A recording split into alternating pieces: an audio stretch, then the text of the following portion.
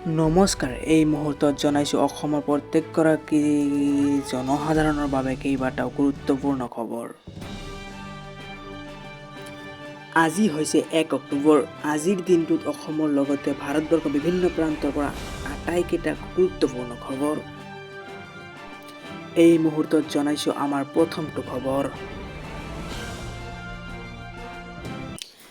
আজিৰ পৰা সলনি হ'ব কেইবাটাও নিয়ম।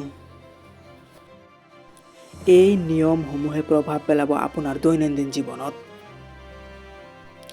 পাকঘৰৰ সামগ্ৰীৰ পৰা ধনৰ লেনদেনলৈ সলনি হ'ব নিয়ম। অক্টোবৰৰ প্ৰথম দিনটোতেই ৰন্ধন গেছৰ দাম।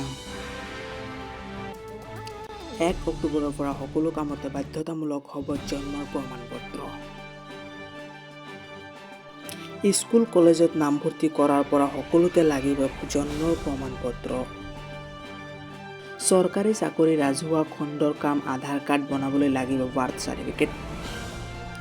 ১ অক্টোবৰৰ পৰা বৃদ্ধি পাব বিদেশ যাত্ৰাৰ খৰচ। ২ অক্টোবৰৰ পৰা দোকানত নাপাব ১০ টকীয়া পানীৰ বটল। ১ লিটাৰতকৈ কম পানীৰ বটলসমূহ নিষিদ্ধ হ'ব।